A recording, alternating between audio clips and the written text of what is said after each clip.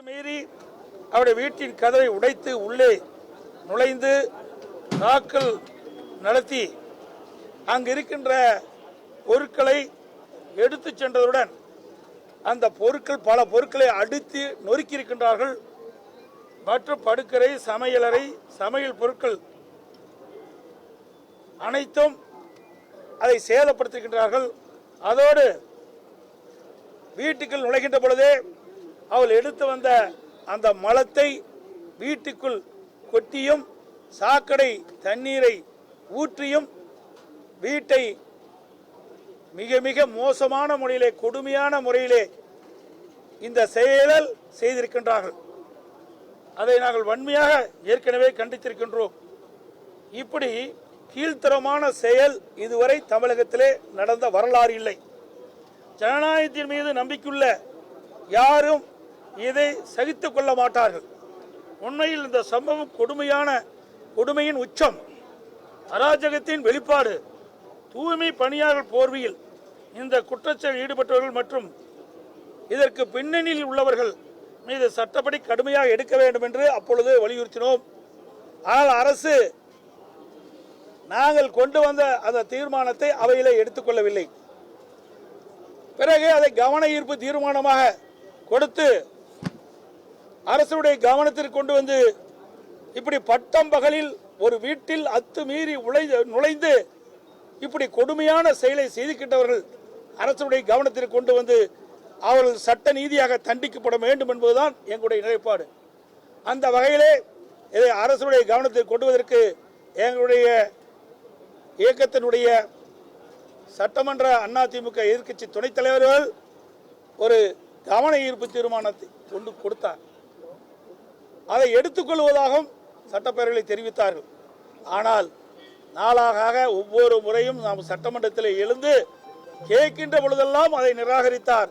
இன்றைக்கும் நாங்கள் அவருடைய அறைக்கு சென்று எங்களுடைய சட்டமன்ற எதிர்க்கட்சி துணைத் தலைவர்கள் இந்த கோரிக்கை வைத்தார். இன்றையாவது எடுத்துக்கொள்ளுங்கள் என்று சொல்லி அதை எடுக்க மறுத்துவிட்டார். அது மட்டுமல்ல, அவை முன்னவர் இதையெல்லாம் பொருட்படுத்தவில்லை. இதெல்லாம் ஒரு பெரிய செயலா என்று கேட்கின்ற அளவுக்கு இந்த ஆட்சியாளர் இருக்கின்றார்கள். ஒரு நாட்டில் ஆளுகின்ற ஆட்சியாளர்கள் மக்களுக்கு பாதுகாப்பாக இருக்க வேண்டும். அதை விட்டுவிட்டு நாட்டில் இவ்வளவு பெரிய பிரச்சனை ஏற்பட்டுகின்றது, இதை பற்றி விவாதிக்க கூடாது என்று சொன்னால் எதை பற்றி விவாதிப்பது? அவர் பிரபலமானவர், அனைவருக்கும் தெரியும். உங்களை போல் அவரும் ஊடகவியலர், அதை முதலில் புரிந்து கொள்ள வேண்டும். அப்படிப்பட்டவருக்கே இப்படிப்பட்ட நிலைமை. சாதாரண மக்களுக்கு இந்த ஆட்சியில் என்ன பாதுகாப்பு கிடைக்கும் என்பதை நாம் எண்ணி பார்க்க வேண்டும். அதோடு அவர்களெல்லாம் கைது செய்யப்பட்டதாக பத்திரிகைகளை பார்த்தோம். என்ன வழக்கு போட்டிருக்கிறார்கள்? ஒரு சாதாரண வழக்கை போட்டு அன்றைய தினமே அவர்கள் ஜாமீனை வந்து விட்டார்கள். ஆக ஒரு வீட்டில் அத்துமீறி நுழைந்து பொருட்களை சேதப்படுத்தி பொருட்களை எடுத்து சென்று மலத்தை கொட்டி அங்கே ஒரு அசிங்கத்தை உண்டாக்கி விட்டு தாராளமாக வெளியே செல்கின்றார்கள். அவர்கள் எல்லாம் இந்த அரசு கண்டுகொள்ளவில்லை. இங்கே ஆட்சி நடக்குதா இல்லை ஒரு சர்வாதிகாரம் நடக்குதா என்று தெரியவில்லை.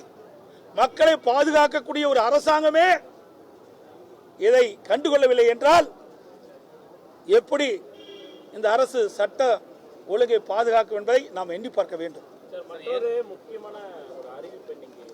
அதான் இதை முதல் கேளுங்க, அப்புறம் அடுத்த ஏன் போறீங்க? இது எவ்வளவு உங்களுக்கு தாங்க பாதுகாப்பு?